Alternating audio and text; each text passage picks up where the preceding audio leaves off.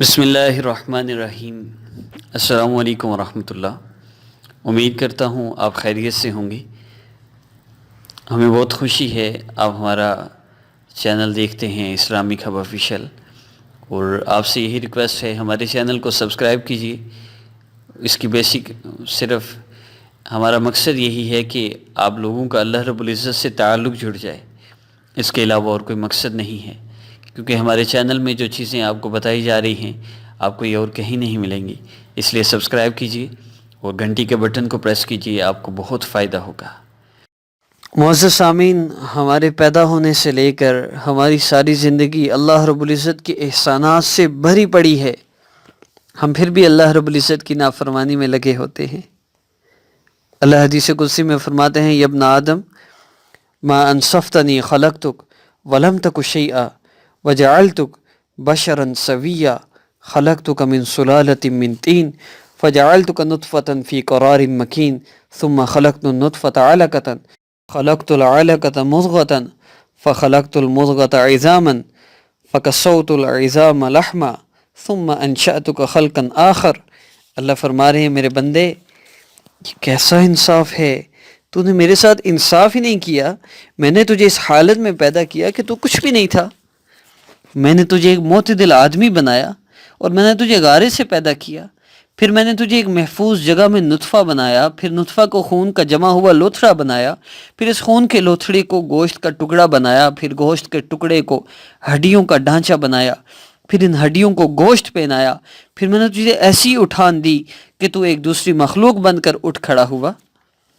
یا ابن آدم انا فعلت ذلك بک لا لشیء استاہلت به منی ولا لحاجت استعنت بک علی قضائها۔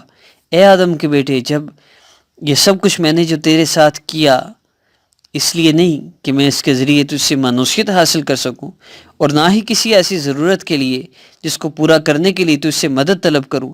یا ابن آدم فلما قطع سنک وطحن ضرسک عمتک فاکہۃ الصیف عصیتنی فادعنی فانی قریب مجیب واستغفرنی فانی غفور الرحیم۔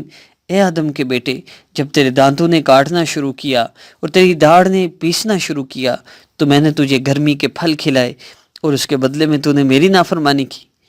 ماں باپ کو تیرے لیے مسخر کیا، ماں کے دل میں تیری محبت ڈالی، باپ کے دل میں تیرے لیے شفقت ڈالی، تیرے بوجھ کو تیری ماں کے لیے ہلکا کر دیا۔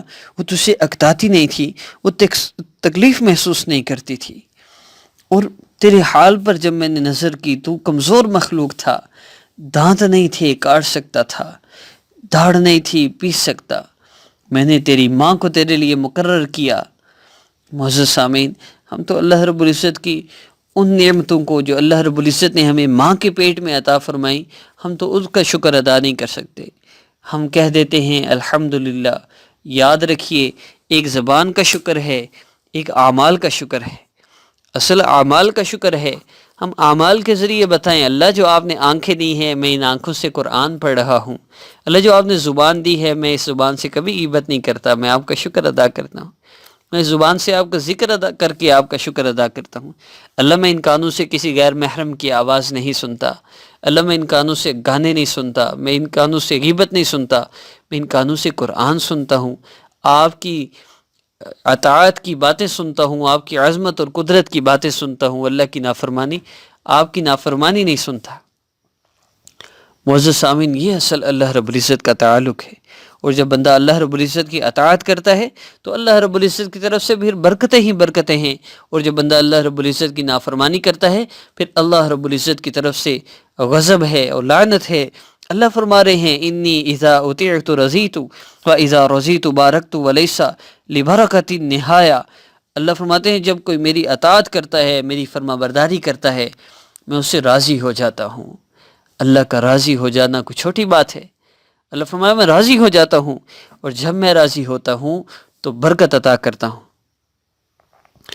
ولیس لبرکۃ نہایہ، اور میری طرف سے عطا کی ہوئی برکت کی کوئی انتہا نہیں۔ وانی اذا عصیت غضبت، اور جب میری نافرمانی کی جاتی ہے تو میں غضبناک ہوتا ہوں، میں غصے ہوتا ہوں۔ وَإِذَا غَضِبْتُ لَعَنْتُ، اور جب میں غصے ہوتا ہوں تو پھر لعنت کرتا ہوں. وَإِنَّ اللَّعْنَةَ تَبْلُغُ مِنِّي الْوُلْدَ السَّابِعَ، اللہ فرما رہے ہیں جب میں لعنت کرتا ہوں تو پھر اس کا اثر 7 پشتوں تک جاتا ہے. اللہ رحمت کرتے ہیں، محبت کرتے ہیں، برکت دیتے ہیں، اور وہ برکت 7 پشتوں تک جاتی ہے. اور اللہ جب گناہوں کی وجہ سے لعنت کرتے ہیں، اور لعنت کی وجہ سے اور غضب کی وجہ سے وہ لعنت، وہ غضب 7 پشتوں تک جاتا ہے. اس لیے معزز سامعین، اپنی تیاری کر لیجئے، ہم نے اللہ رب العزت کے سامنے پیش ہونا ہے. یہ غفلت کی زندگی نہ گزاریں. شوہر کے مسئلے کے لیے ساری زندگی وظیفے کرتے کرتے جان نکل گئی، آخرت کے لیے کیا تیار کیا؟ اپنی آخرت کی تیاری ضرور کیجیے وظائف کے ساتھ. یہی اصل مقصد ہے. میرا مقصد یہ ہے آپ کی دنیا بھی بن جائے، آپ کی آخرت بھی بن جائے. معزز سامعین، رمضان المبارک کے ان بابرکت ایام میں اللہ رب العزت سے اپنے مسائل کو حل کروائیے. ہمارا آج کا عمل اللہ رب العزت سے کسی بھی حاجت کے لیے، کسی بھی پریشانی کے لیے، کسی بھی مصیبت سے نجات کے لیے آپ کر سکتے ہیں. اس عمل کا سب سے بڑا فائدہ آپ کو یہ ہے کہ رزق کی جتنی بھی بے برکتی ہو، رزق میں جتنے بھی آپ کی پریشانیاں، آپ کو مسائل ہوں، انشاءاللہ اس عمل کی برکت سے وہ مسائل ختم ہو جائیں گے، اور انشاءاللہ اتنا رزق ملے گا کہ آپ کو کبھی بھی کمی محسوس نہیں ہوگی. اصل برکت مقصود ہے کہ کثرت ہو، برکت نہ ہو تو جتنا بھی ہو وہ تھوڑا ہو جاتا ہے، کہیں نہ کہیں لگ جاتا ہے. اور برکت ہو، تھوڑا بھی ہو تو وہ کافی ہو جاتا ہے کہ اس میں برکت ہوتی ہے. تو برکت والا بہت سا رزق ہو تو اللہ رب العزت کی طرف سے برکتیں ہوتی ہیں، رحمتیں ہوتی ہیں، اور وہ پورا ہو جاتا ہے. اس لیے برکت والا رزق ہونا چاہیے. تو رزق میں برکت کی سب سے بڑی وجہ وہ نماز ہے، اور رزق میں سب سے بڑی بے برکتی کی وجہ وہ نماز نہ پڑھنا ہے. تو اس چیز کو تو ضرور ذہن میں رکھیے کہ اگر آپ نماز کی پابندی نہیں کر رہے، اگر آپ نماز وقت پر نہیں پڑھتے، 5 وقت نماز نہیں پڑھتے، اور پھر آپ رزق کے لیے وظائف کر رہے ہیں، تو جتنے بھی آپ وظائف کر رہے ہیں، فضول کر رہے ہیں، آپ کو ان کا فائدہ نہیں ہو سکتا. ہاں، اللہ کا نام لینے کا آپ کو اجر ملے تو ملے، لیکن دنیا کے کسی مقصد کے لیے وظائف کرنے کا بھی ثواب نہیں ملتا، یہ بات یاد رکھیے. ہاں، اس لیے میں جتنے بھی وظائف دیتا ہوں وہ دعا کی نیت سے کرنے ہوتے ہیں، تو اللہ رب العزت انشاءاللہ ان کا اجر بھی عطا فرمائیں گے. عمل کی ترتیب کے آغاز سے پہلے چند شرائط بتا دوں.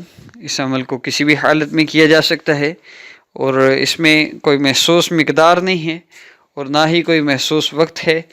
ہاں، افطاری سے پہلے، کیونکہ سحری اور افطاری کے وقت بندہ مومن کی ہر دعا اللہ رب العزت قبول فرماتے ہیں.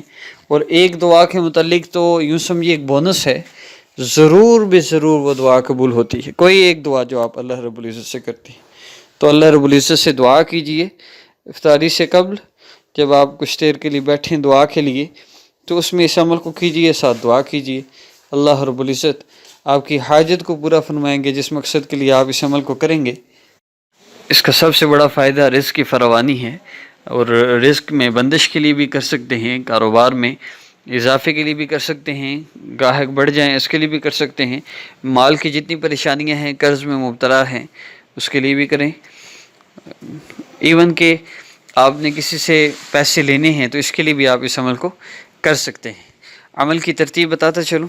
3 مرتبہ درود پاک پڑھ لیجئے، پھر یا اللہ یا رحمان یا رحیم یا ارحم الراحمین یا ذل جلال والاکرام، اور پھر یہ دعا اللہم بارک لی فی رزقی، اللہم بارک لی فی رزقی، اللہم بارک لی فی رزقی، اللہم بارک لی فی رزقی.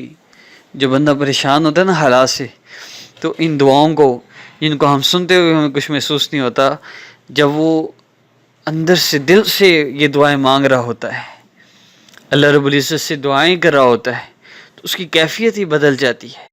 اللہم بارک لی فی رزقی، اللہم بارک لی فی رزقی، اللہم بارک لی فی رزقی. اللہ سے مانگیے، اللہ جی میرے رزق میں برکت پیدا فرما دیجیے، اللہ میرے رزق میں فراوانی پیدا فرما دیجیے.